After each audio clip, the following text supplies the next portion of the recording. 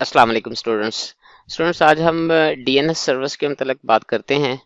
तो आइए देखते हैं कि डीएनएस सर्विस क्या काम करती है और उसके डिफरेंट कंपोनेंट्स क्या हैं, और इस हवाले से डिफरेंट किस्म के जो सिस्टम्स हैं या कंपोनेंट्स हैं वो कौन से हैं जो इस सर्विस को यूज़ करते हैं। तो सबसे पहले अगर हम डीएनएस के बारे में बात करें तो डीएनएस सर्विस बुनियादी तौर पे जो ना आईपी एड्रेसेस को डोमेन नेम्स के साथ जो ना वो मैप करती है। यानी कि अगर हमारे पास आईपी एड्रेस है तो हम डोमेन नेम उसका रिट्रीव कर सकते हैं, या हमारे पास अगर डोमेन नेम है तो उससे हम किसी भी सर्वर या होस्ट का आईपी एड्रेस जो ना वो डिटरमाइन कर सकते हैं।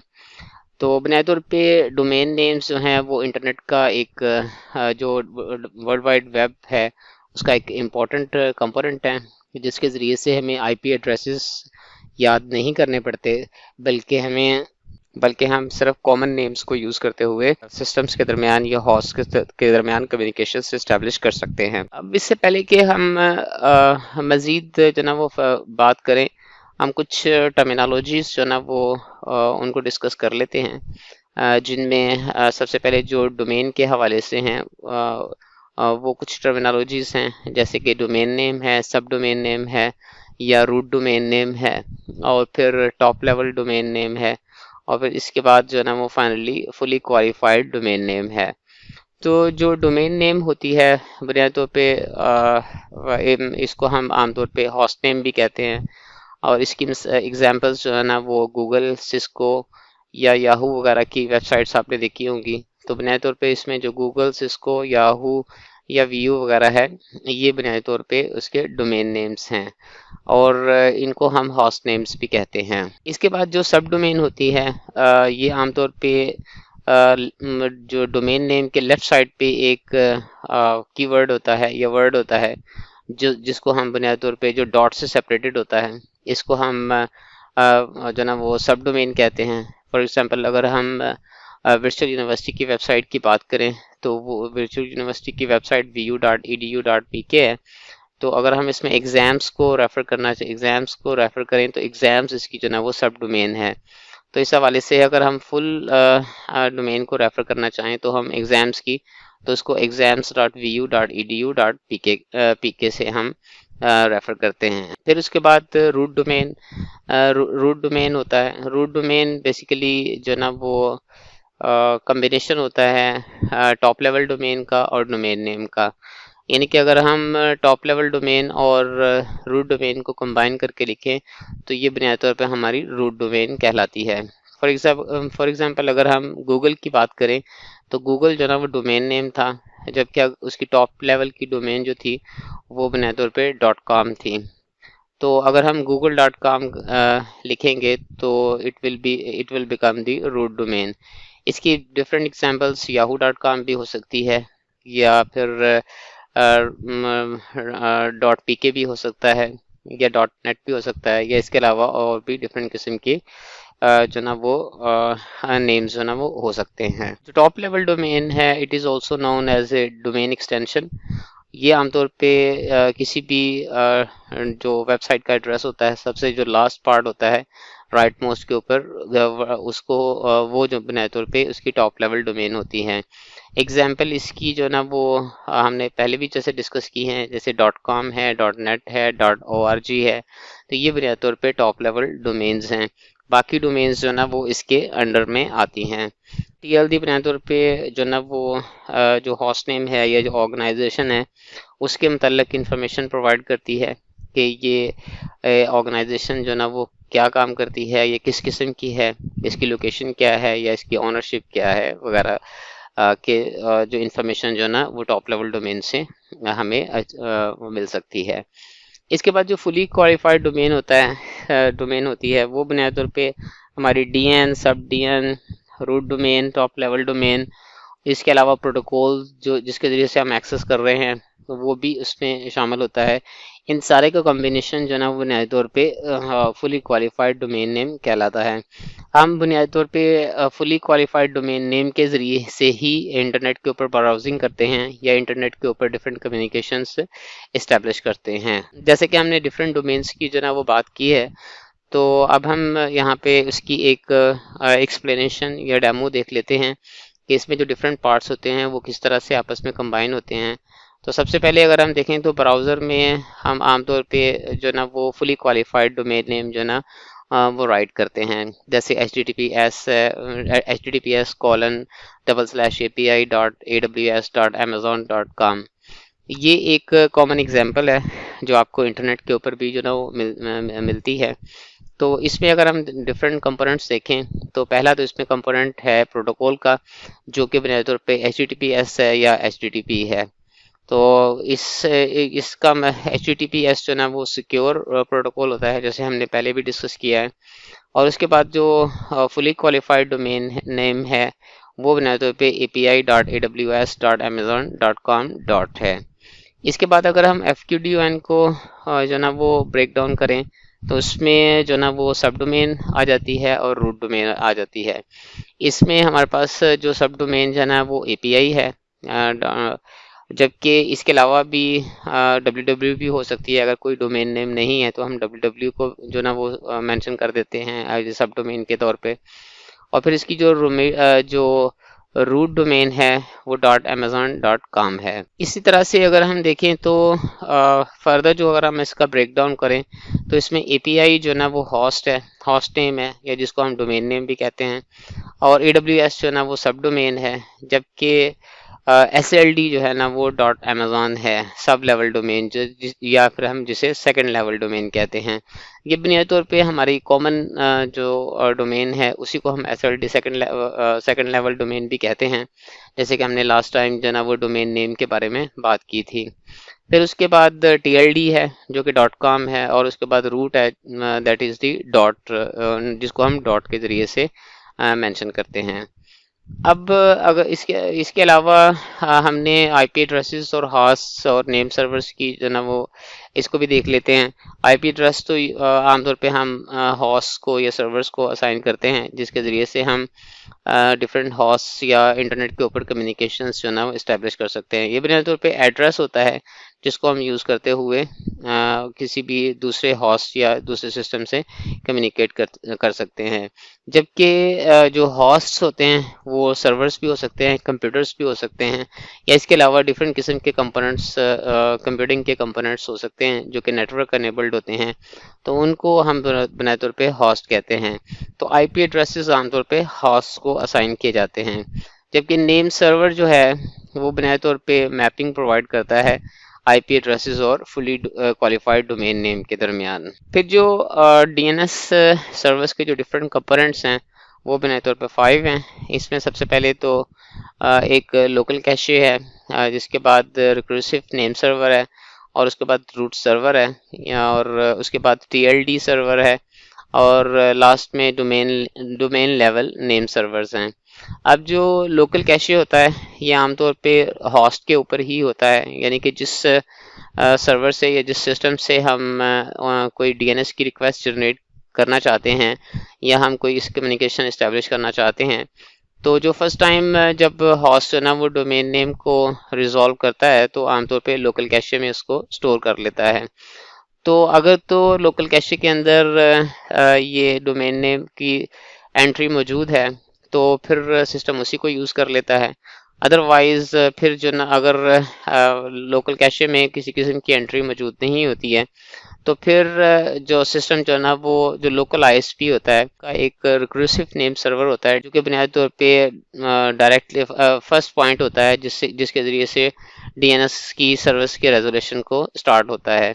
और इसको आमतौर पे जो लोकल ISP होता है या इंटरनेट सर्विस प्रोवाइडर होता है वो इसको मेंटेन कर रहा होता है। अगर यानी कि जो ISP का DNS है रिकर्सिव नेम सर्वर, वहाँ पे जो ना हमें मैपिंग नहीं मिलती है, तो फिर जो रिकर्सिव नेम सर्वर है वो रूट डोमेन नेम को जो ना वो एक्सेस करता है या उसको रिक्वेस्ट फॉरवर्ड कर देता है। अब ये जो रूट डोमेन नेम सर्वर है ये बुनियादी तौर पे इंटरनेट का बैकबोन है, और जितनी भी मैपिंग्स होती हैं आमतौर पे इसी में होती हैं। और ये जो रूट इसका बेसिकली फंक्शन ये होता है कि ये जो रिक्वेस्ट को अगर पहले रिजॉल्व नहीं हुई है या लोकल रूट सर्वर में इसकी एंट्री मौजूद नहीं है, तो बुनियादी तौर पे रूट सर्वर जो है ना वो पर्टिकुलर जो ऑर्गेनाइजेशन की जो टीएलडी सर्वर कहते हैं, तो ये रिक्वेस्ट उसको फॉरवर्ड कर देता है अगर ज़रूरत पड़े तो। अगर इसकी ज़रूरत ना हो और हमारे पास एंट्री ऑलरेडी मौजूद है, तो ये एंट्री वहीं से रिस्पॉन्ड भी हो जाती है। फिर इसके बाद जो डोमेन लेवल जो नेम सर्वर होता है, ये बुनियादी तौर पे अथॉरिटेटिव डीएनएस सर्वर होता है, अथॉरिटेटिव डोमेन नेम सर्वर होता है। ये आमतौर पे ऑर्गेनाइजेशंस ने मेंटेन किया होता है और इसमें सारे के सारे रिकॉर्ड्स और जून्स वगैरह फाइल्स जो ऑर्गेनाइजेशन के अपने सिस्टम्स के मुताल्लिक होते हैं, वो इंफॉर्मेशन यहाँ पे अपडेट होती है या फिर मौजूद होती है।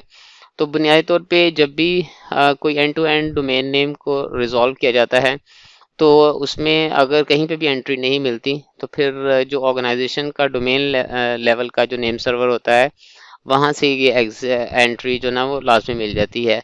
अगर यहाँ से भी नहीं मिलती, तो इसका मतलब है इस पर्टिकुलर टाइप का कोई डोमेन नेम एग्जिस्ट नहीं करता है।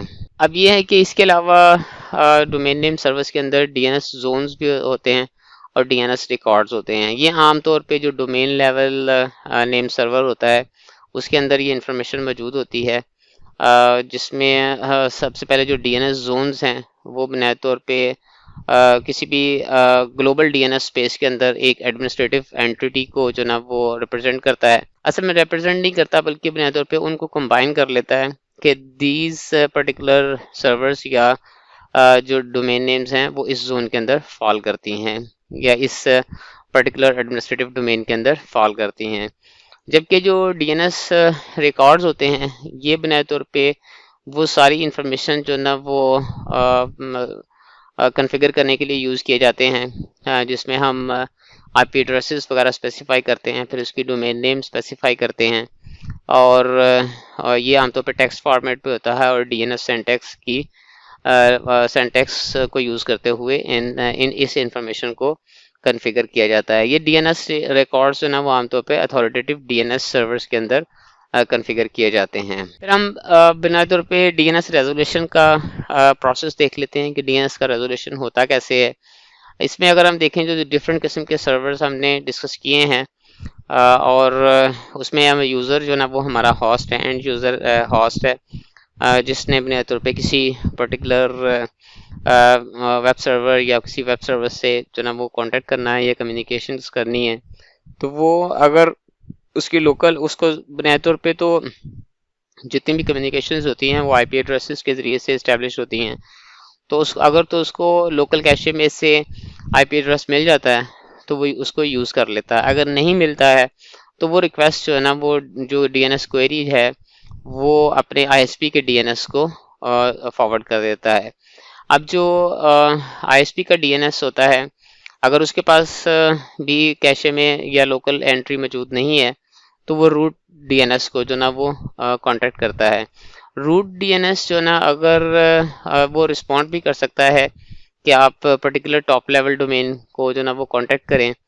फॉर एग्जांपल यहाँ पे अगर हम देखें तो वो कहता है कि उसमें रूट डोमेन नेम जो ना वो बुनियादी तौर पर रिस्पॉन्ड करता है कि you can forward the request to .com server, और इसके साथ ही जो ना वो जो टीएलडी है, TLD domain name system server है, उसको रिक्वेस्ट जो ना वो फॉरवर्ड कर देता है। अब जो टीएलडी है वो डायरेक्टली जो ना वो रिस्पॉन्ड बैक करता है लोकल आईएसपी के डीएनएस सर्वर को, और जो अथॉरिटेटिव सर्वर होता है उसका एड्रेस जो ना वो स्पेसिफाई कर देता है। फिर जो अथॉरिटेटिव सर्वर होता है, चूँकि इसमें तो एंट्री लाजमी जो ना वो मौजूद ही होगी अगर वैलिड डोमेन नेम है, तो वो फिर बुनियादी तौर पे डायरेक्टली रिस्पॉन्स जो ना वो आईपी एड्रेस का यूज़र को सेंड कर देता है, आईएसपी के डीएनएस सर्वर को सेंड कर देता है। और वो जो आईएसपी का जो डीएनएस सर्वर है, then it forwards the response to the user. इस तरह से यूज़र को जो ना वो आईपी एड्रेस जो ना वो मिल जाता है, जिसके बाद वो अपनी कम्युनिकेशंस या जो भी कंटेंट उसने रिक्वेस्ट करना है वो डायरेक्टली आईपी एड्रेस के ऊपर सेंड कर सकता है। हमने ग्लोबल नेम स्पेस की बात की थी, DNS global DNS name space की, कि जिसमें बुनियादी तौर पे पूरे का पूरा इंटरनेट जो ना वो कवर्ड होता है और उनकी मैपिंग्स जो ना वो होती हैं। तो जोन जो है ना वो किसी खास अथॉरिटी या किसी खास ऑर्गेनाइजेशन या किसके उसके किसी डिपार्टमेंट को रेफर कर सकता है। अगर हम यहाँ पे एक एग्जांपल देखें तो हमारे पास रूट एक जोन है जिसमें सारी की सारी जो ना वो बेसिकली सारे इंटरनेट की रूट जो ना वो उसको रिप्रेजेंट करता है। और उसके बाद जो ना वो टीएलडी के टीएलडी में अगर हम देखें टॉप लेवल डोमेन्स में डिफरेंट किस्म के जोन्स हैं, जैसे .pk है, .net है, .com है। तो ये डिफरेंट किस्म के बेसिकली जोन्स हैं और इनके फर्दर जो ना वो सब जोन्स हो सकते हैं। फॉर एग्जांपल जैसे .edu है, .pk .edu है। edu जो ना वो एक जोन है, ये .com भी हो सकता है या इसके अलावा और डिफरेंट किस्म के जो ना वो जोन्स भी हो सकते हैं। फिर जो ऑर्गेनाइजेशन के अंदर जो बुनियादी तौर पे जोन्स हैं उनको भी स्प्लिट किया जा सकता है। फॉर एग्जांपल अगर हम वर्चुअल यूनिवर्सिटी की बात करें तो उसमें एक जोन जो ना VULMS हो सकता है और दूसरा एग्जाम्स का हो सकता है। ये बुनियादी तौर पर डिफरेंट किस्म की फंक्शनैलिटीज को ज़ाहिर कर रहा होता है। आमतौर पे जो एक पर्टिकुलर डीएनएस का जोन होता है वो किसी खास जो ना वो ऑर्गेनाइजेशन किसी खास डिपार्टमेंट के कंट्रोल में होता है और वही उसको उनके पास इसकी अथॉरिटी होती है कि उसकी मैपिंग्स वगैरह को कॉन्फ़िगर करें या चेंज करें या whatever it represents the basically A separate division और डिपार्टमेंट इन एन ऑर्गेनाइजेशन या किसी जोन के अंदर। Domain name space is a hierarchical tree. अगर हम इसमें देखें तो ये बेसिकली एक हायरार्की बनती है जिसमें जो रूट है वो इसका जो वो ट्री का रूट होता है। तो domain name space is a hierarchical tree with the DNS root domain at the top and a DNS zone starts at domain with the tree. It can also extend down to subdomains so that multiple subdomains can be managed by one entity. Zones आमतौर पे जो domain name नहीं होते हैं लिहाजा हमें इससे confuse नहीं होना चाहिए या किसी सिंगल सर्वर का डीएनएस सर्वर से हमें इससे कंफ्यूज नहीं होना चाहिए, बल्कि a DNS zone can contain multiple sub domains and multiple zones can exist on the same server. फिर यह है कि DNS zones are not necessarily physically separated from one another. Zones are strictly used for delegating control, यानी कि बुनियादी तौर पे जो इसका कंट्रोल होता है वो डिफरेंट ऑर्गेनाइजेशंस या डिपार्टमेंट्स में डिस्ट्रीब्यूट करने के लिए यूज़ किया जाता है या उसको डिमार्क करने के लिए यूज़ किया जाता है। तो ये कि all of the information for a zone is stored in what is called DNS zone file, यानी कि जो डीएनएस सर्वर के अंदर की कॉन्फ़िगरेशंस में जोन फाइल्स होती हैं जिसके अंदर जोन की इंफॉर्मेशन जो ना वो सेव की जो ना वो स्टोर की जाती है। ये जोन की इंफॉर्मेशन हम अपने लैब के सेशन में जो ना वो डिस्कस भी करेंगे और इसको कम्प्लीटली इसकी स्ट्रक्चर को भी देखेंगे। फिर अगर हम जब रिकॉर्ड्स की बात करें तो जैसे हमने बुनियादी तौर पर डिस्कस किया था कि रिकॉर्ड्स जो ना वो basically they are responsible for configuring or specifying the particular IP addresses या डिफरेंट किस्म के इंफॉर्मेशन डोमेन नेम के लिए। तो ये रिकॉर्ड्स ही होते हैं जो इस इंफॉर्मेशन को रिप्रेजेंट करते हैं।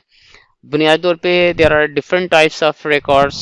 अगर यहाँ पे हम देखें तो हमने ऑलमोस्ट जो ना वो 12 डोमेन जो रिकॉर्ड्स हैं उनकी टाइप्स जो ना वो यहाँ पे जो ना मेंशन की हैं, जिसमें SOA रिकॉर्ड है, AA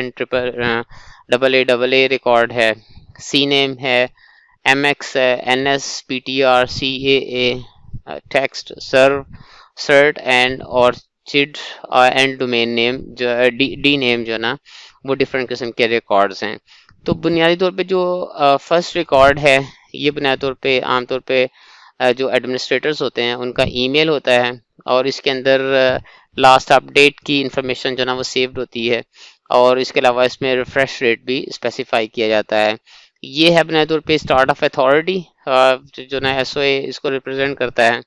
और जो A और AA रिकॉर्ड्स होते हैं ये बुनियादी तौर पे एड्रेस रिकॉर्ड होता है and it shows the IP address of the host name और डोमेन, जबकि AA रिकॉर्ड जो ना वो भी A रिकॉर्ड की तरह ही होता है लेकिन ये IPv6 एड्रेसेस के लिए यूज़ किया जाता है। फिर जो सी नेम होता है, सी नेम जो ना वो बुनियादी तौर पे कैनोनिकल नेम होता है, and it is the record that points to a domain name to another domain. Can for example अगर हम इसमें देखें कि सब डोमेन जो ng.example.com can point to example.com using cname. Here example.com points to the actual IP address using a record. यानी कि अगर हम किसी पर्टिकुलर सब डोमेन को जो ना वो पॉइंट करना चाह रहे हैं किसी डोमेन नेम के साथ या किसी दूसरी डोमेन के साथ, तो उस मकसद के लिए सी नेम वगैरह को यूज़ किया जाता है। फिर जो MX रिकॉर्ड होता है ये बुनियादी तौर पे ईमेल एक्सचेंज मेल एक्सचेंज के रिकॉर्ड को स्पेसिफाई करता है, and it is a DNS record type that shows where emails for the domain should be routed to. और जो MX रिकॉर्ड जो ना वो इस बात को इंश्योर करता है कि जो ईमेल्स जो हों पर्टिकुलर डोमेन को जाती हैं वो उस पर्टिकुलर जो डोमेन का मेल सर्वर है उस तक पहुंच जाएं। फिर उसके बाद जो नेम सर्वर है ये बुनियादी तौर पे अथॉरिटेटिव डोमेन नेम सर्वर को जो ना वो रिप्रेजेंट करता है, उसको कॉन्फ़िगर करने के लिए यूज़ किया जाता है। The NS record helps point to where internet applications like a web browser can find IP address for a domain name. इसी तरह से जो ना वो PTR रिकॉर्ड होता है जो कि बुनियादी तौर पे रिवर्स होता है, रिवर्स लुकअप के लिए जो ना वो यूज़ किया जाता है, और it is the opposite of A record as it provides the domain name link to an IP address instead of IP address of a domain.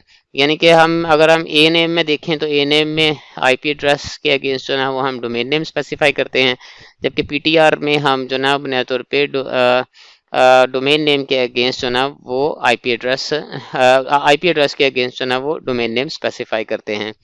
फिर इसके बाद जो ना CA रिकॉर्ड होता है which is a type of DNS record use to provide additional information confirmation for the certification authority when validating an SSL certificates.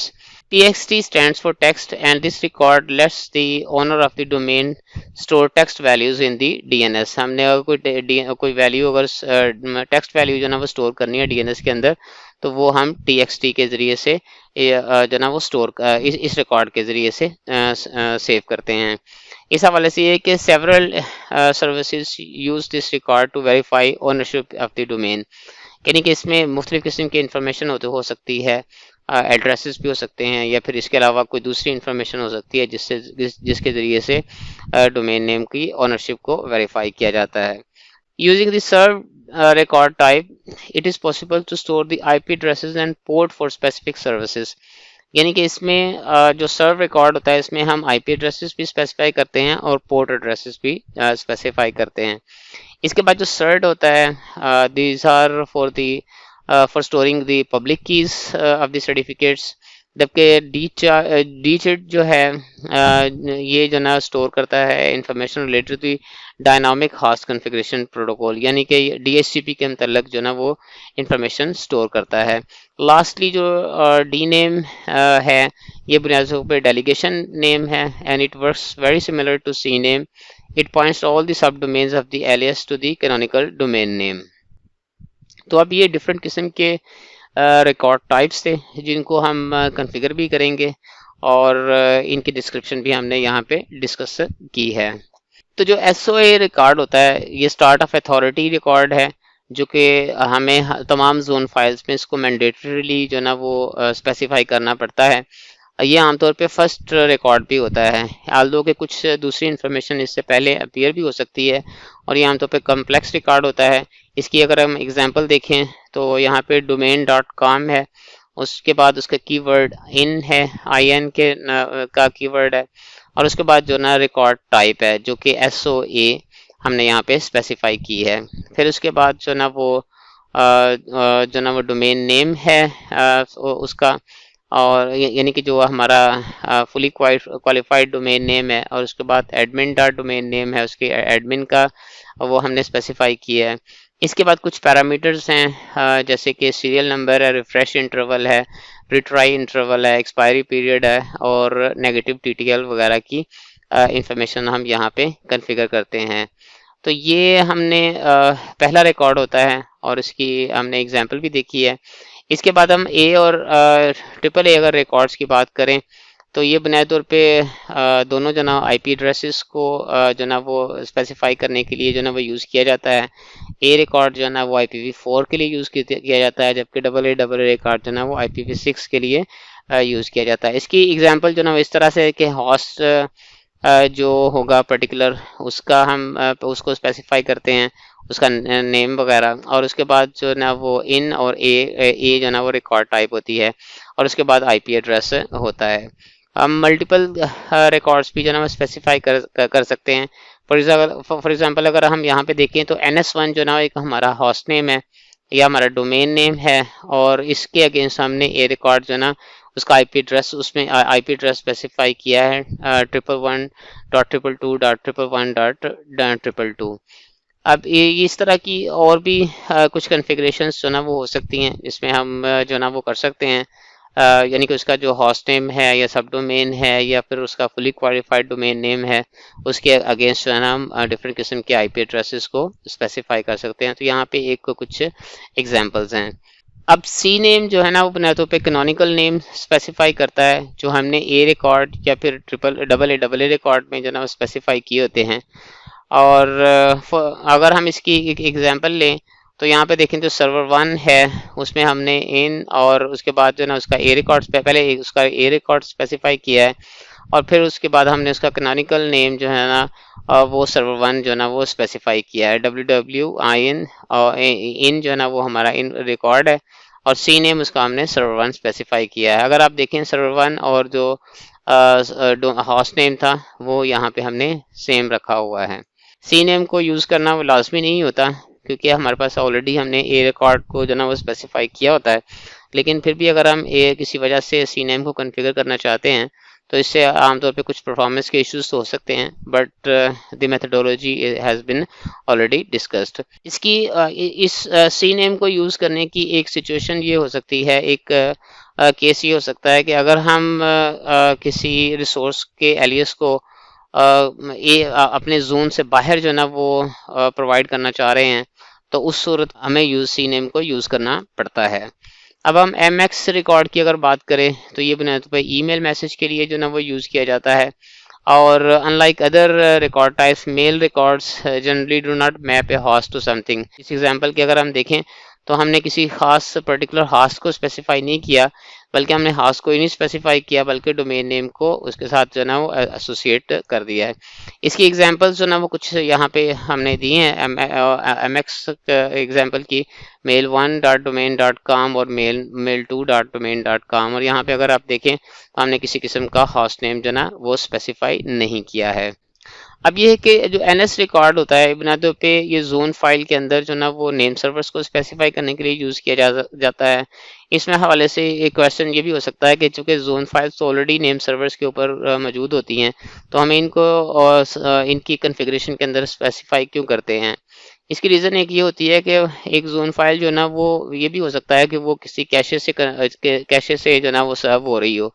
तो इस सूरत में इसको डिफ्रेंशिएट करने के लिए कि क्या ये कैशे से सर्व हो रही है या फिर किसी दूसरे नेम सर्वर से सर्व हो रही है, तो फिर हमें फिर जो ना वो NS रिकॉर्ड को स्पेसिफाई करना पड़ता है। NS रिकॉर्ड के लिए भी हमें किसी किस्म के हॉस्ट नेम की ज़रूरत नहीं होती, जिस तरह से हमें MX रिकॉर्ड के लिए नहीं थी, और इनकी कॉन्फ़िगरेशन आमतौर पे डोमेन वाइड होती है। अब यह है कि आमतौर पे किसी भी जो जोन फाइल्स के अंदर या DNS सर्वर की फाइल के अंदर हमें एटलीस्ट जो ना वो 2 नेम सर्वर्स जो ना वो स्पेसिफाई करने पड़ते हैं।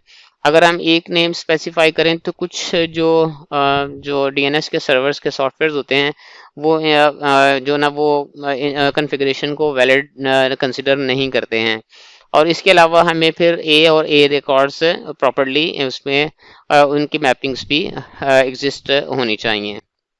जैसे कि यहाँ पे जो शो किया गया है कि हमने 2 नेम सर्वर्स के जो रिकॉर्ड्स यहाँ पे ऐड किए हैं, NS1 NS2, और उनके हमने फिर ए रिकॉर्ड्स भी स्पेसिफाई कर दिए हैं। PTR रिकॉर्ड्स ना आमतौर पे एक जो नेम डोमेन नेम होता है उसको IP एड्रेस के साथ जो ना वो मैप करते हैं, और ये आमतौर पे रिवर्स रेजोल्यूशन के लिए जो ना वो यूज़ किए जाते हैं। और इसमें ये भी बहुत इंपॉर्टेंट है कि PTR records are the inverse of A record or AA record. PTR records are unique in that they begin at .arpa root and are delegated to the owners of the IP addresses. अब इसमें अगर हम देखें तो जो regional internet के registries होती हैं, they manage the IP address delegation to organization and service providers. तो द रीजनल रजिस्ट्रीज की एग्जांपल्स जो ना वो एपीनेक है, एरिन है, रिप है, एनसीसी है, लैकनिक है और एफ्रिकनिक है। अब इनमें इनकी जो ना हम एग्जांपल जो ना देख लेते हैं कि इसकी एग्जांपल जो ना वो इस तरह से होती है। ये एक जो ना वो एक डोमेन नेम है, एक आईपी एड्रेस की जो ना वो रिप्रेजेंटेशन है, और उसके बाद जो ना वो इसके रिकॉर्ड टाइप हमने पीटीआर स्पेसिफाई किया और उसके बाद जो ना डोमेन नेम है। Examples of PTR record for IPv6 can also be is also similar, जिसमें हमने लॉन्ग आईपी एड्रेस जो ना यहाँ पे स्पेसिफाई किया है।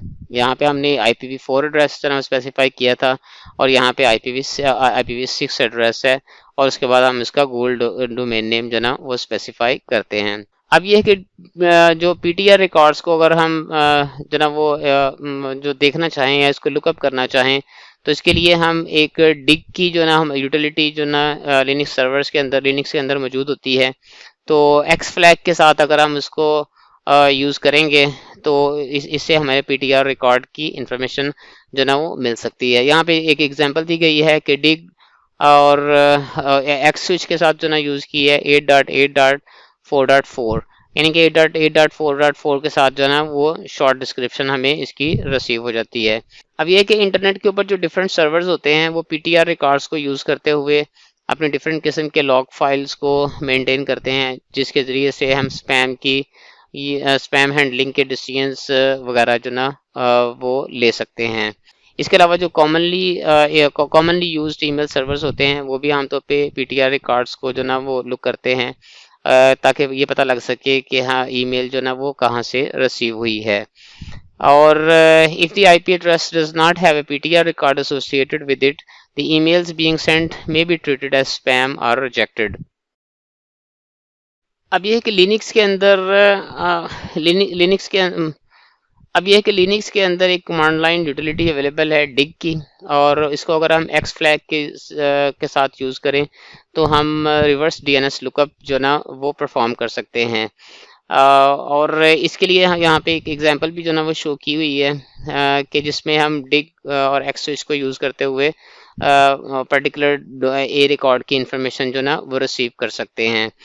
अब ये है कि इस पीटीआर रिकॉर्ड का फ़ायदा ये होता है कि आमतौर पे इंटरनेट के ऊपर जो डिफरेंट सर्वर्स होते हैं वो पीटीआर रिकॉर्ड्स को ही यूज़ करते हैं स्पैम डिटेक्शन के लिए।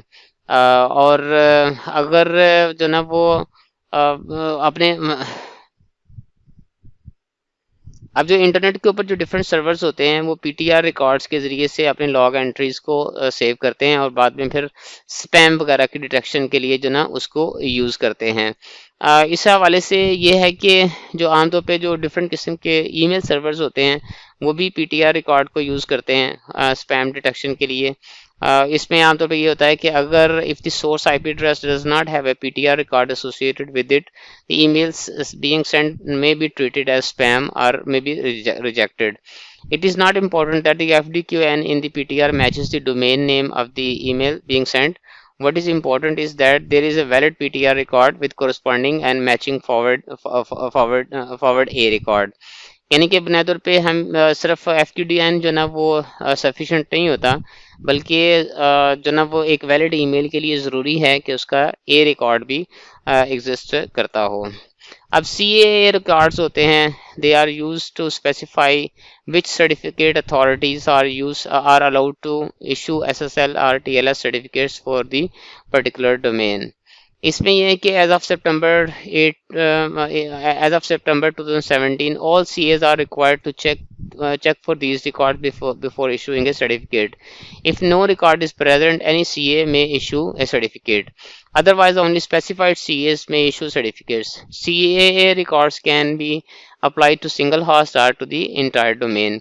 इसकी एग्जांपल जो ना यहाँ पे जो ना दी गई है, फॉर एग्जांपल example.com है और उसके साथ हमने AA का जो ना रिकॉर्ड इशू जो ना वो स्पेसिफाई किया हुआ है। फॉर एग्जांपल अगर हम एग्जाम्पल डॉट कॉम को देखें तो एग्जाम्पल डॉट कॉम जो ना वो सिर्फ लेट्स इनक्रिप्ट डॉट ऑर्ग से ही जो ना वो सर्टिफिकेट्स वगैरह जो ना वो अपनी एसएसएल की इंक्रिप्शन के लिए यूज कर सकते हैं। अब ये इसी तरह से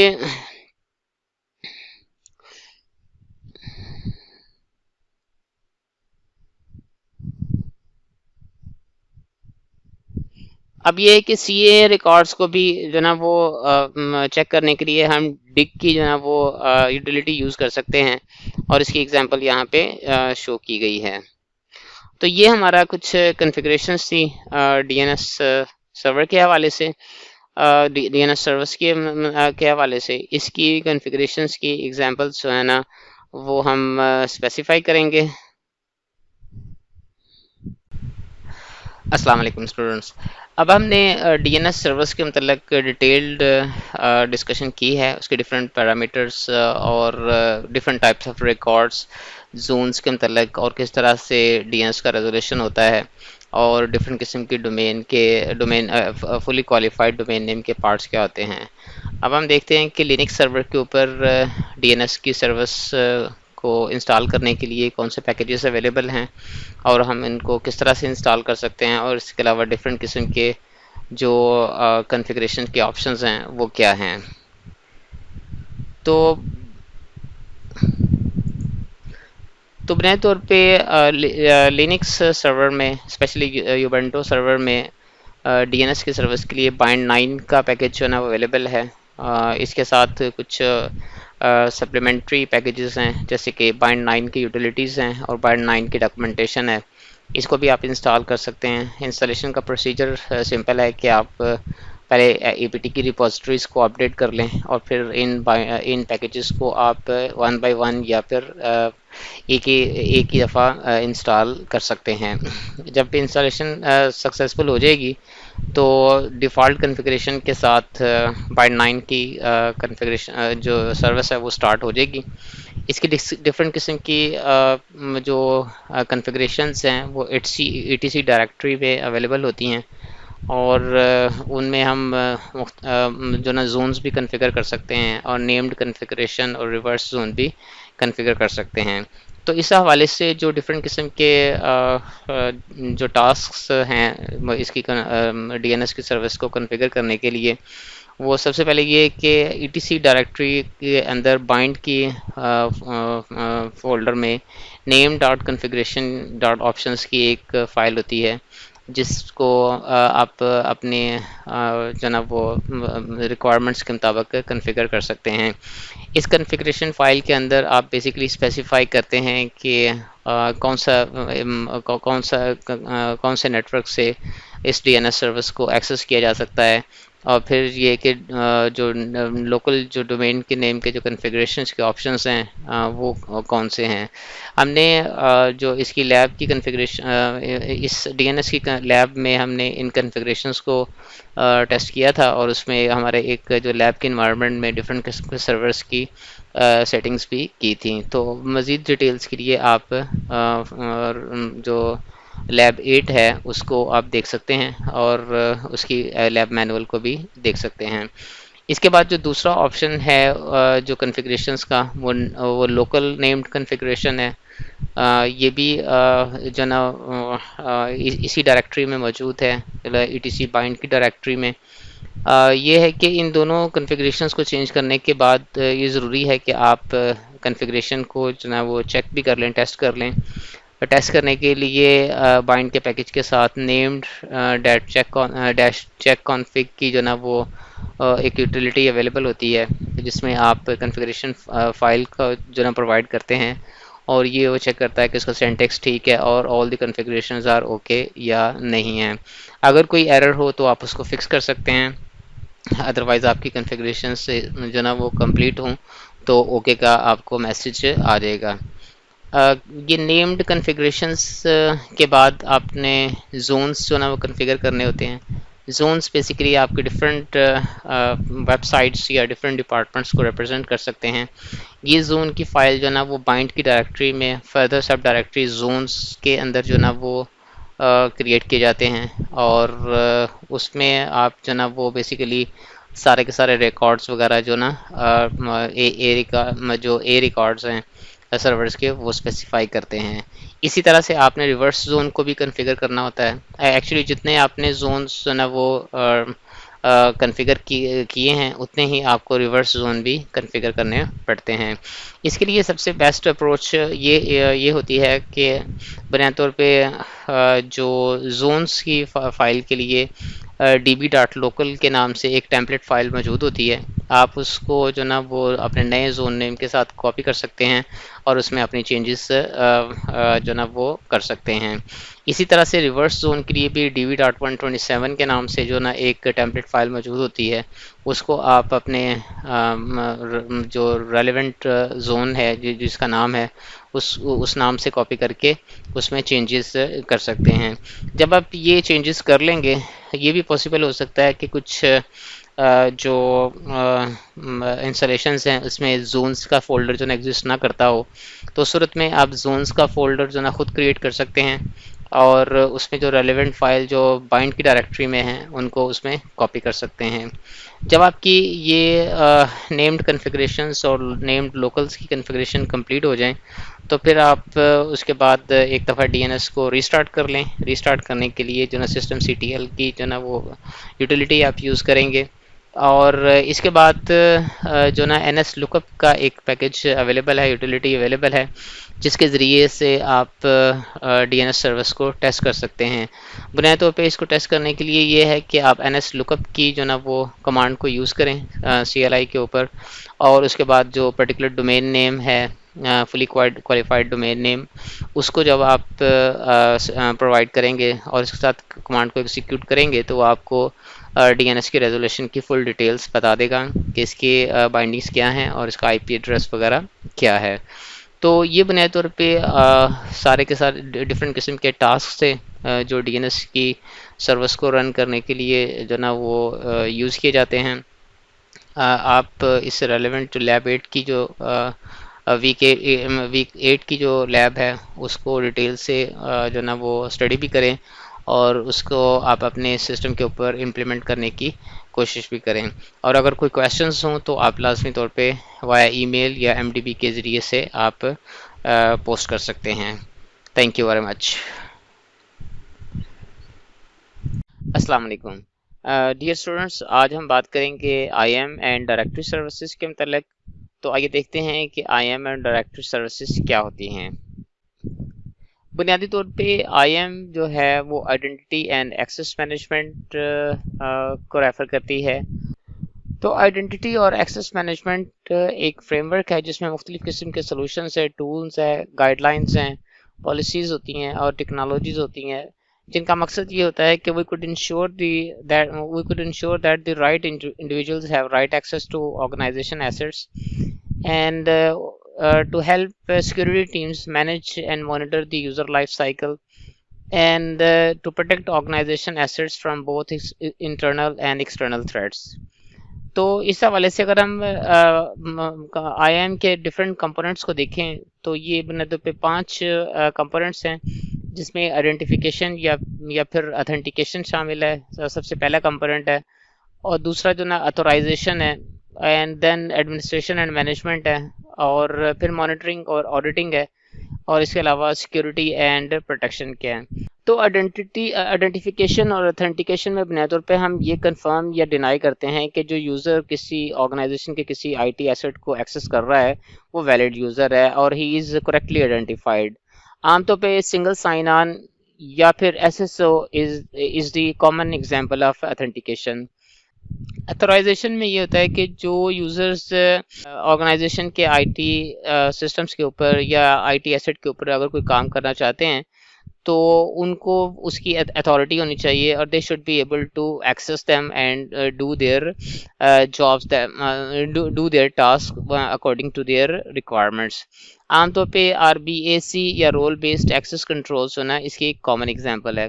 एडमिनिस्ट्रेशन और मैनेजमेंट में बुनियादी तौर पे यूज़र अकाउंट से रिलेटेड यूज़र अकाउंट के लाइफ साइकिल से रिलेटेड सारी की सारी एक्टिविटीज़ होती हैं, जिसमें अकाउंट सेटअप, इसकी डीएक्टिवेशन, एडमिनिस्ट्रेशन और मैनेजमेंट, और इसके अलावा सिक्योरिटी और कंप्लायंस वगैरह भी इसमें शामिल होती है। जबकि मॉनिटरिंग और ऑडिटिंग में हम इस चीज़ को ऑब्जर्व करते हैं या ट्रैक करते हैं या फिर मैनेज करते हैं और इनको रिपोर्ट भी करते हैं कि यूज़र जो ना वो डिफरेंट एसेट्स के ऊपर और किसी ऑर्गेनाइजेशन के डिफरेंट एसेट्स के ऊपर क्या काम कर रहे हैं, what the activities they have done. इसमें आमतौर पर डिफरेंट किस्म की एक्टिविटीज़ शामिल हो सकती हैं। For example password resets, uncorrelated accounts, या फिर number of accounts and associated roles. इसके अलावा लॉग इन फेलियर्स या इसके अलावा ड्यूटी वायलेशंस वगैरह इसमें शामिल होती हैं। इसके बाद जो सिक्योरिटी और प्रोटेक्शन होता है, बेसिकली इसमें we protect organization assets from different kinds of threats, जिसमें सिक्योरिटी थ्रेट्स हो सकते हैं, सॉफ्टवेयर के सिक्योरिटी थ्रेट्स हो सकते हैं, नेटवर्क से हो सकते हैं, किसी किस्म की ब्रीचेस हो सकती हैं, या फिर एम्प्लॉयज़ की तरफ से भी जो अनडिस्ग्रंटेड एम्प्लॉयज़ होते हैं उनकी तरफ से भी एक्टिविटीज़ या उनके थ्रेट से बुनियादी तौर पे ऑर्गेनाइजेशन को या ऑर्गेनाइजेशन के एसेट्स को सेव करना होता है। तो ये बुनियादी तौर पे आइडेंटिटी और एक्सेस मैनेजमेंट के डिफरेंट कंपोनेंट्स हैं। हम इस कोर्स के अंदर बुनियादी तौर पे आइडेंटिटी एंड एक्सेस मैनेजमेंट के लिए चार डिफरेंट किस्म की सर्विसेज को जो ना वो डिस्कस करेंगे। एक तो वो हमारी होगी एलडैप सर्विस है, जो कि basically light weight directory access protocol है और जो अथेंटिकेशन और अथेंटिकेशन की सर्विस भी प्रोवाइड करती है और डायरेक्टरीज एक्सेस की सर्विस भी प्रोवाइड करती है। इसके बाद हम करबेरोस अथेंटिकेशन सर्विस को डिस्कस करेंगे। ये बुनियादी तौर पे यूजर्स की अथेंटिकेशन के लिए यूज की जाती है। और इसी तरह की दूसरी सर्विसेज जो हैं, जैसे रेडियस अथेंटिकेशन सर्विस है और टकास अथेंटिकेशन सर्विस है, इनको हम डिस्कस करेंगे। बुनियादी तौर पे इन सब का मकसद ये है कि जो यूजर्स डिफरेंट किस्म के किसी ऑर्गेनाइजेशन के अंदर हो सकते हैं, उनकी जो ना वो उनके राइट्स जो हैं या उनकी लॉगिन अटेम्प्ट्स जो हैं, जो जिन आईटी के एसेट्स को उनको परमिशंस रिक्वायर्ड हैं, वो परमिशंस जो ना प्रोवाइड की जा सकें और फिर यूजर्स को आइडेंटिफाई किया जा सके, अथेंटिकेट किया जा सके, सिस्टम्स को अथेंटिकेट किया जा सके। फिर ये है कि जो ये सारे का सारा प्रोसेस जो ना वो ऑटोमेटेड होना चाहिए। ऐसा नहीं होना चाहिए कि हर दफ़ा जो हम किसी परमिशन अगर कहीं हमने चेंज की है तो हमें मुख्तलिफ सिस्टम्स के कंपोनेंट्स के ऊपर ये चेंजेस करनी पड़ें। इसकी रीज़न ये है कि आमतौर पे किसी ऑर्गेनाइजेशन के अंदर हंड्रेड्स ऑफ सर्वर्स हो सकते हैं या हंड्रेड्स ऑफ यूजर्स हो सकते हैं, more than thousands of users भी हो सकते हैं। तो उस सूरत में हमें एक ऑटोमेटेड प्रोसेस चाहिए होता है कि जिसके ज़रिए से हम अच्छे तरीके से आइडेंटिटी और एक्सेस मैनेजमेंट या फिर डायरेक्टरीज की एक्सेस को मैनेज कर सकें। तो इस हवाले से जो हम पहली सर्विस जो ना वो डिस्कस करेंगे वो light weight directory access protocol यानी एलडैप सर्विस है। तो आइए देखते हैं कि एलडैप सर्विस क्या है और इसके डिफरेंट कंपोनेंट्स क्या हैं और किस तरह से काम करती है। चूंकि वक्त के साथ साथ कंप्यूटर्स और सर्वर्स के ऊपर रिलायंस जो ना वो ऑर्गेनाइजेशंस की काफ़ी ज़्यादा हो गई है और there are lot more computers and servers in any organization. तो इस हवाले से कुछ ऐसी रिक्वायरमेंट्स थी कि जो डिफरेंट किस्म का डाटा है ये डिफरेंट डायरेक्टरीज में है, उनको किसी बेहतरीन ऑर्गेनाइज्ड वे से जो ना वो एक्सेस किया जा सके और जो जो लोग उसको एक्सेस करते हैं उसको जो ना वो अथेंटिकेट भी किया जा सके। और कोई ऐसा फ्रेमवर्क होना चाहिए कि जिसके ज़रिए से हम अफेक्टिवली डाटा जो ना वो रिट्रीव कर सकें या स्टोर कर सकें। तो इस हवाले से एक डायरेक्टरी बुनियादी तौर पे जो होती है वो किसी सिस्टम में इस चीज़ को बताती है कि जो रेलेवेंट डाटा है वो कहाँ पे स्टोर्ड है। इस हवाले से जो ना एक सेंट्रलाइज्ड ऑथेंटिकेशन की भी जो ना ज़रूरत थी, जिसमें हम यूजर्स के नेम्स और पासवर्ड्स वगैरह को भी सेव कर सकें और डिफरेंट किस्म की दूसरी इंफॉर्मेशन को भी सेव कर सकें। तो इस हवाले से जो ना वो कुछ और भी रिक्वायरमेंट्स थी, लाइक एप्लीकेशन डायरेक्टरीज सिस्टम्स के ऊपर जो ना वो रिक्वायर्ड थी और इन सारी डायरेक्टरीज को मैनेज करने के लिए कंसिस्टेंट और क्लियर अप्रोच जो ना वो चाहिए थी। इसके अलावा जो जितनी भी जो भी डाटा है उसकी कॉन्फिडेंशियलिटी को भी इंश्योर करना था और उसकी इंटीग्रिटी को भी इंश्योर करना था। तो ये बुनियादी तौर पे कुछ रिक्वायरमेंट्स थी जिसकी वजह से एलडैप जो ना प्रोटोकॉल जो ना वो डेवलप किया गया था।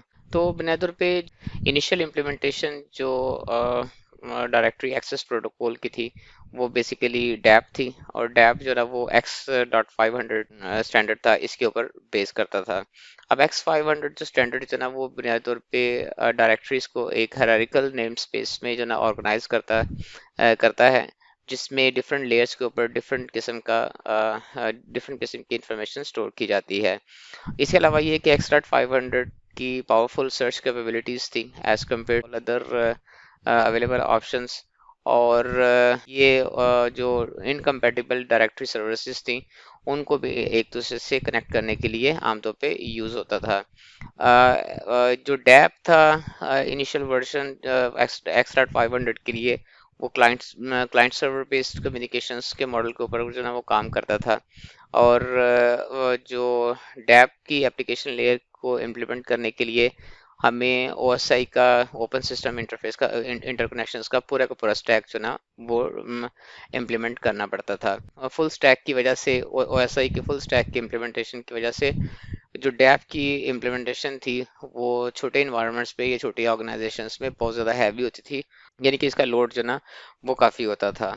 तो जो X.500 में डाटा एक ट्री की फॉर्म में जो ना ऑर्गेनाइज किया जाता है, जिसकी डिफरेंट लेयर्स होती हैं, और इन हर लेयर्स में डिफरेंट किस्म का डाटा जो ना वो स्टोर किया जाता है। फॉर एग्जांपल यहाँ पे स्लाइड के ऊपर जो ना वो 5 लेयर्स जो ना वो दिखाई गई हैं, जिसमें एक रूट है। रूट के ऊपर बेसिकली कोई डाटा नहीं है। हाँ, जबकि उसके बाद कंट्रीज हैं। कंट्रीज के फॉर्म में जो ना वो डाटा स्टोर किया गया है, और उसके बाद फिर ऑर्गेनाइजेशंस हैं, और उन ऑर्गेनाइजेशंस के डिफरेंट डिपार्टमेंट्स हैं, और उन डिपार्टमेंट्स में डिफरेंट इंडिविजुअल्स जो होते हैं उनका डाटा इसमें लास्ट लेयर में सेव किया जाता है। तो इस हवाले से अगर हम किसी भी डाटा को एक्सेस करना चाहते हैं, पर्टिकुलर इंडिविजुअल डाटा को, तो हमारे पास जो ना उसकी जो ट्री बनती है, वो इंडिविजुअल से ऑर्गेनाइजेशनल यूनिट्स, फिर ऑर्गेनाइजेशन, फिर कंट्रीज, और फिर रूट तक जो ना हम उसको ट्रेवर्स करते थे। ये बुनियादी तौर पे एक पावरफुल सर्च इम्प्लीमेंटेशन थी। तो अब हम एलडैप के मतलब बात करते हैं कि एलडैप क्या चीज़ है। तो एलडैप जो है ना वो बुनियादी तौर पे डैप प्रोटोकॉल की लाइट वेट वर्जन है, और ये बुनियादी तौर पे X.500 मॉडल के बेस के ऊपर जो ना वो डायरेक्टरीज बिल्ड होती हैं, उनसे डाटा एक्सेस करने के लिए और अपडेट करने के लिए ये यूज होता है। ये प्रोटोकॉल बुनियादी तौर पे कुछ स्पेसिफिकेशंस जो ना वो डिफाइन करता है कि क्लाइंट और सर्वर की कम्युनिकेशंस जो ना वो एलडैप के साथ किस तरह से होंगी, और इसके अलावा डिफरेंट किस्म के ऑपरेशंस भी जो इसमें शामिल हैं। सर्वर से सेशन जो ना वो कैसे इस्टेब्लिश होगा, या कनेक्शन कैसे इस्टेब्लिश होता है, और उसको किस तरह से डिस्कनेक्ट किया जाएगा। अब ये है कि बुनियादी तौर पे जो एलडैप है, एलडैप डैप जो था वो बेसिकली ओएसआई की बेस के ऊपर जो ना वो इम्प्लीमेंट किया गया था, और उसके लिए हमें ओएसआई की फुल इम्प्लीमेंटेशन की ज़रूरत होती थी। जबकि एलडैप जो है ना वो टीसीपी आईपी को यूज़ करता है ओएसआई की जगह पे। टीसीपी आईपी स्टैक जो ना वो ओएसआई की निस्बत लाइट वेट है। फिर इसके अलावा इसमें बहुत से डिफरेंट किस्म के फंक्शंस और ऑपरेशंस को जो ना ऑप्टिमाइज किया गया है, कुछ फंक्शंस को रिमूव कर दिया गया है, और कुछ फंक्शंस को जो ना वो बुनियादी तौर पे सिंप्लीफाई किया गया है। इसके अलावा ये है कि डैप जो था वो ASN.1 वर्जन जो ना वो डाटा की रिप्रेजेंटेशन के लिए यूज़ करता था, जबकि जो LDAP है it uses strings instead of AS1। अब स्ट्रिंग्स को यूज़ करने से ये है कि काफ़ी सारा जो ना वो आसानी हो जाती है, और प्रोग्रामर्स को भी, या डेवलपर्स को, या सिस्टम एडमिनिस्ट्रेटर्स को भी, कि वो डाटा को अंडरस्टैंड भी कर सकें as compare to the ASN1 notation में। अब ये कि एलडैप की डिफरेंट किस्म की जो ना वो कन्वेंशंस हैं, जो कि इंफॉर्मेशन के हवाले से हैं, नेमिंग के हवाले से हैं, और उसके डिफरेंट किस्म के फंक्शंस के हवाले से हैं, और सिक्योरिटी के हवाले से हैं। इंफॉर्मेशन जो ना के हवाले से अगर हम देखें तो इसमें ये चीज़ें कवर्ड हैं कि नेज़ो पे डाटा जो इंफॉर्मेशन है वो किस तरह से एलडैप की डायरेक्टरी में स्टोर की जाएगी, जबकि नेमिंग में है कि इसको ऑर्गेनाइज कैसे किया जाएगा, और इसको आइडेंटिफाई कैसे किया जाएगा। और ऑपरेशंस के अंडर ये है कि डिफरेंट किस्म के टास्क जो हमने डाटा के ऊपर परफॉर्म करने होते हैं वो कौन से होंगे, और उसकी क्या स्पेसिफिकेशंस होंगी। जबकि सिक्योरिटी के हवाले से ये चीज़ें ये चीज़ें स्पेसिफाई की जाती हैं कि डाटा को अनऑथोराइज्ड एक्सेस से किस तरह से बचाया जाएगा।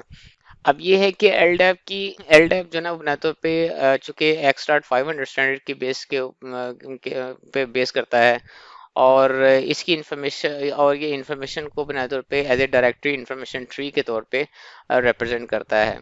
इसमें ये होता है कि each node in the LDAP tree is called an entry and it is uniquely identified by it's distinguished name. और ये है कि आर एफ सी 4514 में जो ना वो डीएन डिस्टिंग्विश्ड नेम के फॉर्मेट की स्पेसिफिकेशंस जो ना वो प्रोवाइड की गई हैं, जबकि DN corresponding to an entry is highlighted in the diagram represented by UI is equal to Rashid, OU is equal to users, और DC जो डोमेन कंपोनेंट है वो एग्जाम्स है, और DC is equal to VU। अब ये है कि यहाँ पे जो बुनियादी तौर पे ब्लू कलर में जो ट्री का पार्ट दिखाया गया है, ये बुनियादी तौर पे एक एंट्री है, और ये जो ना वो डिस्टिंग्विश्ड नेम के जरिए से इसको आइडेंटिफाई किया जाता है। जबकि डीसी जो ना वो डीसी का मतलब यहाँ पे जो ना डोमेन कंपोनेंट है, और सीएन का मतलब कॉमन नेम है। अब ये है कि जो एट्रीब्यूट्स की जो स्ट्रक्चर होती है एलडैप एंट्री के अंदर, उसको ऑब्जेक्ट क्लास के जरिए से डिफाइन किया जाता है, जबकि ऑब्जेक्ट क्लासेस और एट्रीब्यूट्स दोनों को जो ना वो स्कीमा के अंदर जो ना बुनियादी तौर पे डिफाइन किया जाता है।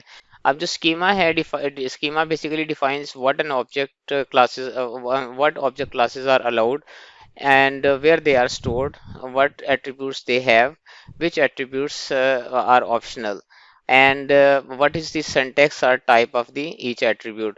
तो स्कीमा के अंदर बुनियादी तौर पे ये 5 चीजें जो ना वो कवर की जाती हैं, और इन सारी चीजों को स्कीमा के अंदर एग्जिस्ट करना चाहिए।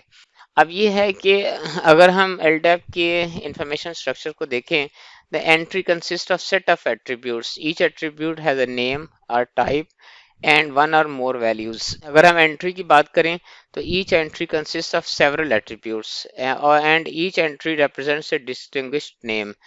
यानी कि बुनियादी तौर पे हर एंट्री का एक डिस्टिंग्विश्ड नेम होता है, और जो डीएन है ये यूनिकली आइडेंटिफाई करता है डायरेक्टरी के अंदर किसी भी एंट्री को। एट्रीब्यूट्स के हवाले से ये है कि each attribute has a type and set of values. अगर हम यहाँ पे देखें कि हर एट्रीब्यूट की कुछ एक टाइप है और उसकी मुख्तलिफ किस्म की वैल्यूज हैं। अगर हम किसी रिलेटिव डिस्टिंग्विश्ड नेम को डीएन के साथ कंपेयर करें तो उसको एक यूनिक एंट्री जो ना वो बनानी चाहिए। अब डिफरेंट किस्म के एब्रीवेशन से जो एलडैप में यूज होते हैं, फॉर एग्जांपल अगर हम ओ की बात करें तो O stand for organization, O U stands for organizational unit, और एस एन फॉर सरनेम, और given name stands for first name, UID stands for user ID। इसी तरह email stands for email address and C stands for country, और इसी तरह से L stands for location और ST stands for the status। अब ये है कि एंट्रीज को हम LDIF फॉर्मेट में भी बुनियादी तौर पे स्पेसिफाई कर सकते हैं, जो कि ह्यूमन रीडेबल होता है। यहाँ पे स्क्रीन के ऊपर एक एग्जांपल दी गई है कि जिसमें एक डीएन की एग्जांपल दी गई है, जिसमें यूजर आईडी जो है वो राशिद है, और ऑर्गेनाइजेशनल यूनिट एकेडमिक्स हैं, जबकि डोमेन कंपोनेंट एग्जाम्स और वीयू हैं। अब आप इस एंट्री में देखें कि डिफरेंट किस्म की ऑब्जेक्ट क्लासेस जो ना यहाँ पे शो की गई हैं, और इसके अलावा common name, sir name, given name, user ID और ग्रुप आईडी वगैरह की इंफॉर्मेशन के अलावा होम डायरेक्टरी की इंफॉर्मेशन भी यहाँ पे दी गई है। अब इस फॉर्मेट को हम इजीली जो ना वो रीड कर सकते हैं as compare to the ASN1 format, जो कि इससे काफ़ी मुख्तलिफ है और थोड़ा सा डिफ़िकल्ट है। अब अगर हम देखें कि LDAP में क्लाइंट और सर्वर का इंटरेक्शन जो ना वो किस तरह से होता है, basically client starts an LDAP session by connecting to an LDAP server, और इस हवाले से जो डिफ़ॉल्ट TCP पोर्ट है वो 389 है, और जो सर्वर जो ना वो ऑथेंटिकेशन को प्रोसेस को यूज़ करते हुए क्लाइंट के साथ जो ना बाइंडिंग को कंप्लीट करता है, और client then sends an operation request to the server. Operation request में यानी कि वो इंफॉर्मेशन है कि वो टास्क है जो बेसिकली यूज़र परफॉर्म करना चाहता है, वो सर्च की कमांड में हम देखेंगे कि डिफरेंट किस्म के ऑपरेशंस कौन से हैं, उनको डिटेल के साथ डिस्कस करेंगे। फिर जब ये ऑपरेशन कंप्लीट हो जाता है, जब ये ऑपरेशन कंप्लीट हो जाता है तो सर्वर जो ना वो रिस्पांस जो है ना वो यूज़र को सेंड कर देता है। इस लिहाज से जो अगर हम देखें तो इसमें इन डिफरेंट ऑपरेशंस को या डिफरेंट फेजेस को हम तीन कैटेगरीज में जो ना वो डिफाइन कर सकते हैं। नंबर एक तो ये है कि client establish session with the server using the bind method, इसको हम यानी कि कनेक्शन की एस्टेब्लिशमेंट को हम बाइंड भी कहते हैं। और इसके लिए हमें होस्ट नेम और पोर्ट नेम वगैरह की इंफॉर्मेशन जो ना वो चाहिए होती है, और इसके अलावा यूज़र आईडी, पासवर्ड और इनक्रिप्शन वगैरह की इंफॉर्मेशन भी रिक्वेस्ट के साथ प्रोवाइड करनी पड़ती है। फिर उसके बाद जो ना वो जैसे कि हमने डिस्कस किया कि क्लाइंट परफॉर्म्स ऑपरेशंस, जिसमें डिफरेंट किस्म के ऑपरेशंस रीड, राइट और सर्च के हो सकते हैं। फिर जब ये ऑपरेशंस कंप्लीट हो जाते हैं तो clients can end the session either with unbind command or with the abandon. दोनों की सूरत में जो कनेक्शन है वो टर्मिनेट हो जाता है। अब एलडैप की सिक्योरिटी के हवाले से ये है कि एलडैप की सिक्योरिटी जो ना वो हम सिंपल ऑथेंटिकेशन और सिक्योरिटी लेयर के ज़रिए या फिर SASL के ज़रिए से भी अचीव कर सकते हैं, और इसके साथ हम SSL या TLS को भी यूज़ कर सकते हैं। यहाँ पे अगर देखें तो डिफरेंट किस्म के एप्लीकेशन प्रोटोकॉल्स हैं और नेटवर्क के डिफरेंट किस्म के जो नेटवर्क के प्रोटोकॉल्स हैं उनको हम बुनियादी तौर पे SSL या TLS के ऊपर जो ना ऑपरेट कर सकते हैं, और जो कि TCP/IP के ऊपर रन करता है। अब इसमें जहाँ जो ना हम OSI को जो ना वो यूज़ नहीं कर रहे हैं। अब इसमें यह है कि जो क्लाइंट जो है ना वो सर्वर को रिक्वेस्ट सेंड करता है SSL और TLS ऑप्शंस के साथ, और उसमें LDAP जो सर्वर है वो सर्टिफिकेट जो ना वो सेंड करता है, और उसके साथ जो ना वो SSL और TLS के जो ना वो ऑप्शंस भी होते हैं। इसके बाद जो ना वो क्लाइंट प्रूफ की रिक्वेस्ट जो ना वो सेंड करता है, और जो जिसके नतीजे में LDAP जो सर्वर है वो जो ना वो डाइजेस्ट मैसेज जो ना वो सेंड करता है, यानी कि उसका एक डाइजेस्ट कैलकुलेट करके वो जो ना वो सेंड करता है।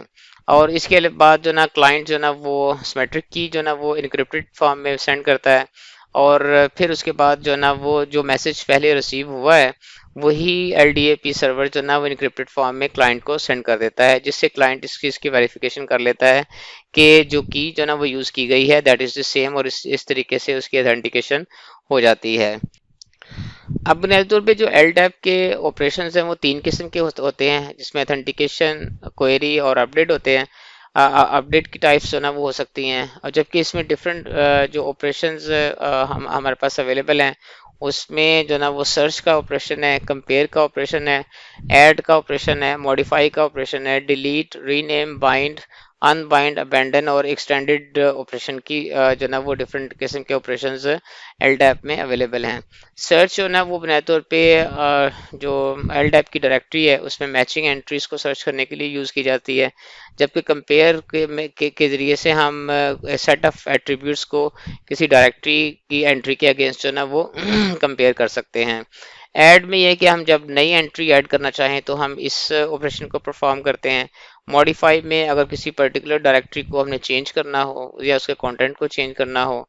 डिलीट के लिए हम उस जब हमने डायरेक्टरी एंट्री को रिमूव करना हो। या फिर रीनेम में यह है कि अगर हम DN को चेंज करना चाहें, डिस्टिंग्विश्ड नेम को चेंज करना चाहें, तो उस मकसद के लिए हम रीनेम की जो ना वो ऑपरेशन को यूज़ करते हैं। अब रीनेम के ऑपरेशन के ज़रिए से हम जो ना वो उसको मॉडिफाई भी कर सकते हैं। बाइंड की जो रिक्वेस्ट है वो जो ऑपरेशन है वो बुनियादी तौर पे ऑथेंटिकेशन से रिलेटेड है, और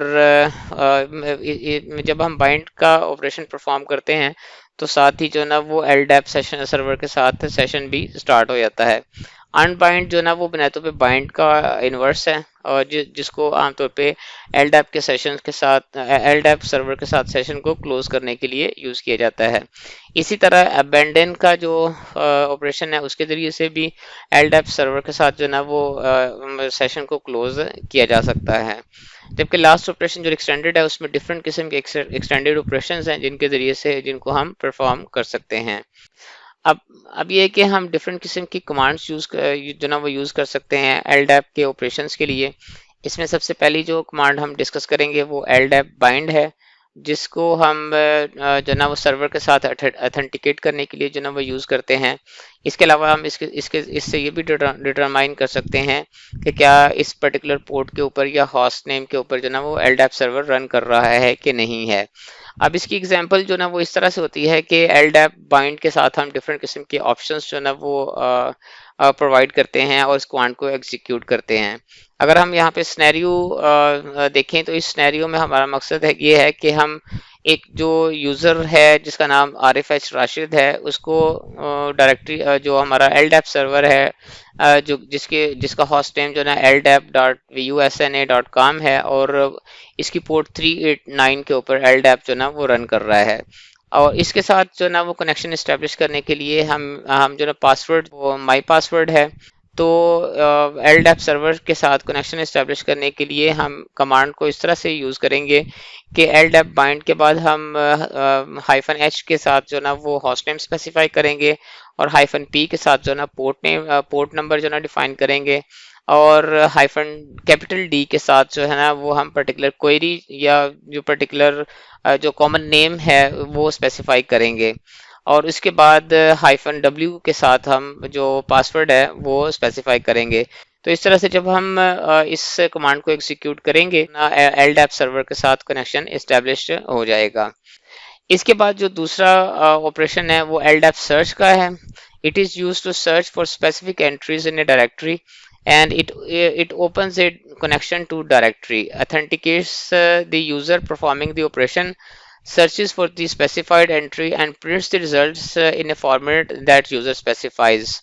इसका यूजेज के लिए जो ना वो मेथड इस तरह से है कि LDAP सर्च कमांड के बाद हम डिफरेंट किस्म के ऑप्शन स्पेसिफाई कर सकते हैं और उसके बाद फिल्टर का एक कीवर्ड यूज करते हैं और उसमें हम वो स्पेसिफाई कर देते हैं कि कौन से एट्रीब्यूट्स को फिल्टर करना है। Let's consider a scenario where we need to search the directory server ldap.vusna.com which is running at port 389. The scope of the search is base and the part of the directory search is the base DN designated. The search filter object class is equal to static means that all values for the entries object classes are returned. तो इस मकसद के लिए जो हम command execute करेंगे वो LDAP search की होगी और उसमें हम -h के साथ जो ना वो होस्ट नेम और -p के साथ जो ना पोर्ट नेम और उसके बाद जो ना वो जो हमारी सर्च होगी वो बेस से सर्च करेगा और जिन एट्रीब्यूट्स को हम जो ना वो सर्च करना चाहते हैं वो OU is equal to people, DC is equal to VU और DC is equal to com है और ऑब्जेक्ट क्लास हमने स्टैटिक कर दी है। इसका मतलब है सारी की सारी ऑब्जेक्ट क्लासेस को ये रिटर्न करेगा। अब इसके बाद जो LDAP ऐड की है उसके ज़रिए से हम जो ना वो डायरेक्टरी के अंदर जो ना वो एंट्रीज जो ना वो ऐड कर सकते हैं। ये जो कमांड है ये भी जो ना LDAP सर्वर के साथ कनेक्शन एस्टेब्लिश करती है और फिर यूज़र को ऑथेंटिकेट करती है और उसके बाद जो LDIF फाइल जो हमने स्पेसिफाई की होती है जिसके अंदर जो ना वो एंट्री होती है वो उसको ओपन करके उसको जो ना वो डायरेक्टरी के अंदर ऐड कर देती है। इसकी यूजेज जो ना वो इस तरह से है कि LDAP ऐड के साथ डिफरेंट ऑप्शंस हैं और फिर हम -f का जो ना वो स्विच यूज करते हैं जो हमारी LDIF फाइल को स्पेसिफाई करने के लिए। यहाँ पे एक जो ना वो सिनेरियो दिया गया है जिसमें a user RFH Rashid authenticates to the directory ldap.vusna.com which is running at port 389. Then it opens the file rfh rashid.ldif and adds its contents to the directory. For example, add the entry UID is equal to RFH Rashid, CN is equal to exam, CN is equal to VU and DC is equal to com and its object classes and attributes. अब इस scenario के लिए हम जो similar किस्म के option switches जो ना वो यूज़ करेंगे जैसे -h है, -d है, कैपिटल D है और -w है। इसमें सिर्फ ये होगा कि हम स्पेसिफाई करेंगे कि वो कौन सी जो ना फाइल है जिसके अंदर जो ना वो नई एंट्री की इंफॉर्मेशन मौजूद है। यहाँ पे हमने स्पेसिफाई किया क्योंकि हमें जो ना RFH rashid.ldif फाइल का नेम जो ना वो दिया गया है जिसके अंदर एंट्री की इंफॉर्मेशन है तो हम उसको स्पेसिफाई कर देंगे। अगर जब हम ये कमांड एग्जीक्यूट करेंगे तो LDAP की डायरेक्टरी के अंदर ये इंफॉर्मेशन स्टोर हो जाएगी। अब इसके बाद जो ना वो LDAP डिलीट की जो ना वो जो ना कमांड है जिसके जरिए से हम जो ना वो बुनियादी तौर पे एंट्री को रिमूव कर सकते हैं। यहाँ पे एक एग्जांपल जो ना वो दी गई है जिसमें आप जो ना वो सिमिलर किस्म के स्विचेस जो ना वो यूज़ करेंगे जैसे हमने पहले डिस्कस किया है। और उसके बाद जो है ना वो पर्टिकुलर डिन जो है जिस एंट्री को हम डिलीट करना चाहते हैं उस एंट्री का डिन जो है ना हम यहाँ पे स्पेसिफाई कर देते हैं। इसी तरह से जो ना वो LDAP मॉडिफाई की कमांड है, इसके ज़रिए से हम कंटेंट्स को जो ना वो मॉडिफाई कर सकते हैं और 4 डिफरेंट किस्म के ऑप्शंस इसमें अवेलेबल होते हैं। इस कमांड के साथ हम नई एंट्री ऐड भी कर सकते हैं, मॉडिफाई भी कर सकते हैं, डिलीट भी कर सकते हैं और इसके अलावा RDN को भी जो ना मॉडिफाई कर सकते हैं। इसका प्रोसीजर जो ना वो इसी तरह से है जिस तरह से हमने ऐड की जो ना LDAP ऐड की कमांड जो यूज़ की थी कि हमें LDIF फाइल नेम या कोई एक्सटर्नली फाइल जो ना वो स्पेसिफाई करनी पड़ती है। अब इसी तरह से जो ना एक LDAP मॉडर्न DN की मॉडिफाइड DN की भी है कि अगर हम किसी डायरेक्टरी को किसी एंट्री को मूव करना चाहते हैं एक जगह से दूसरी जगह पे तो फिर हम LDAP मॉडर्न DN की कमांड जो ना वो यूज़ करते हैं। इसका ऑपरेशन जो ना वो इसका यूजेज जो ना वो इस तरह से है कि हम ऑप्शंस के बाद -B के साथ जो ना वो करंट DN स्पेसिफाई करते हैं और -R के साथ हम न्यू RDN स्पेसिफाई करते हैं और जबकि जो -N के साथ हम न्यू पेरेंट जो ना स्पेसिफाई कर देते हैं। यहाँ पे हमने एक एग्जांपल दी है जिसके जरिए से एक एंट्री एग्जाम ऑर्गेनाइजेशनल यूनिट से एकेडमिक्स ऑर्गेनाइजेशनल यूनिट की तरफ मूव किया जा रहा है। तो ये बुनियादी तौर पे इसमें सिंपली ये है कि हमें ये तीनों इंफॉर्मेशन जब हम प्रोवाइड करेंगे तो ये सक्सेसफुली जब कमांड एग्जीक्यूट हो जाएगी तो एंट्री जो ना वो एक ऑर्गेनाइजेशनल यूनिट से दूसरे ऑर्गेनाइजेशनल यूनिट यानी कि एग्जाम से एकेडमिक्स में मूव हो जाएगी। अब LDAP की सिक्योरिटी के हवाले से अगर हम बात करें तो जो LDAP की सिक्योरिटी में क्लियर टेक्स्ट पासवर्ड्स भी जो ना सपोर्टेड हैं। इसके रिबरोस की जो ना ऑथेंटिकेशन भी सपोर्टेड है। इसके अलावा दूसरे ऑथेंटिकेशन के मेथड्स भी पॉसिबल हैं। इनके अलावा इसके अलावा जो SASL है वर्जन 3 के अंदर जो ना वो बुनियादी तौर पे ये सपोर्टेड है। और इसी के हवाले से ये है कि LDAP की सिक्योरिटी है वो बाइंड मॉडल के ऊपर जो ना वो स्पेसिफाई करती है। क्लियर टेक्स्ट के लिए वर्जन 1 जो ना वो इसकी सपोर्ट होती है। कर्बरोस की वर्जन 1, 2, 3, 4 जो ना वो सपोर्टेड हैं और इसके अलावा कुछ नए इम्प्लीमेंटेशंस हैं उसमें कर्बरोस की सपोर्ट जो ना वो रिमूव भी कर दी गई है। SASL की हमने बात की कि SASL भी जो ना वो सपोर्टेड है और इसके अलावा SSL वर्जन 3 भी इसके साथ जो ना LDAP के साथ सपोर्टेड है। अब अगर इसके अलावा जो LDAP सिक्योरिटी में ऑथेंटिकेशन के बगैर भी हम जो ना वो जो ना ऑपरेशंस परफॉर्म कर सकते हैं गिवन के सर्वर की कॉन्फ़िगरेशन इसको अलो करती है। और बेसिक ऑथेंटिकेशन ये है कि DN नेम हम स्पेसिफाई करते हैं, पासवर्ड स्पेसिफाई करते हैं दोनों, यानी कि DN और पासवर्ड जो प्रोवाइडेड होते हैं या तो क्लियर टेक्स्ट होते हैं या बेस 64 इनकोडेड होते हैं। SASL के जो डिफरेंट के जो पैरामीटर्स हैं RFC 2222 के हवाले से वो सारे के सारे जो ना LDAP के साथ सपोर्टेड होते हैं। अब LDAP की डिफरेंट किस्म की इम्प्लीमेंटेशंस भी हैं। फॉर एग्जांपल जो C लाइब्रेरी की APIs हैं वो LDAP वर्जन 2, LDAP वर्जन 3 जो ना ये अवेलेबल हैं और इसके अलावा जावा JNDI का एक इम्प्लीमेंटेशन अवेलेबल है और इसके अलावा LDAP वर्जन 3 में जो ना वो भी अवेलेबल है जो कि UTF इनकोडिंग और यूनिकोड करैक्टर्स को भी सपोर्ट करता है।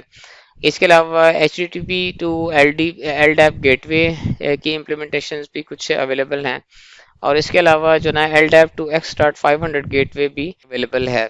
अब अगर हम LDAP की वर्जन 2 और 3 को कंपेयर करें तो उसमें कुछ डिफरेंसेस हैं रेफरल्स के हवाले से, सिक्योरिटी के हवाले से और इंटरनेशनलाइजेशन के हवाले से। A server that does not store the requested data can refer to the client to another server. तो ये रेफरल सपोर्ट जो ना वर्जन 3 में प्रोवाइड की गई है।